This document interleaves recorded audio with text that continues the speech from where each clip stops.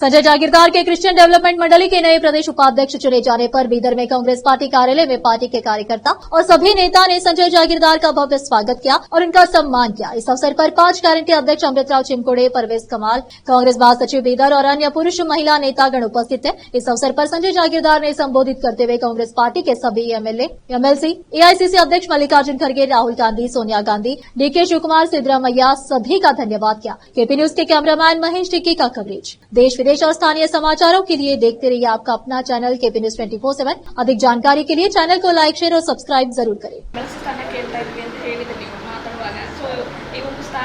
ಕ್ರೈಸ್ತ ಸಮುದಾಯದಲ್ಲಿ ಉಪಾಧ್ಯಕ್ಷ ಸ್ಥಾನ ನೀಡತಕ್ಕಂಥ ಕ್ರೈಸ್ತ ಅಭಿವೃದ್ಧಿ ನಿಗಮದಲ್ಲಿ ಕಮಿಟಿ ಅಭಿವೃದ್ಧಿ ನಿಗಮದಲ್ಲಿ ನಿಮಗೆ ತೃಪ್ತಿ ಏನಿದೆ ಅಂತ ಅಲ್ಲ, ಈಗ ಕೆಲವೊಂದಲ್ಲಿ ತಲೆಬಾಗಬೇಕೇ ಆಗ್ತದೆ.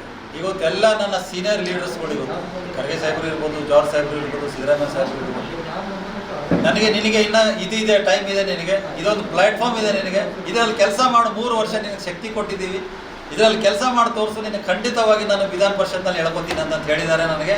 ಹಾಗಾಗಿ ನನಗೆ ವಿಶ್ವಾಸ ಇದೆ. ನನ್ನ ಒಂದು ಸಮುದಾಯದ ಕೂಗು ಇಡೀ ಉತ್ತರ ಕರ್ನಾಟಕದ ಎಲ್ಲ ಸಮುದಾಯದ ಕೂಗು. ಯಾಕಂದರೆ ಈ ಒಂದು ಭಾಗದಲ್ಲಿ ಧ್ವನಿ ಎತ್ತರಿಲ್ಲ.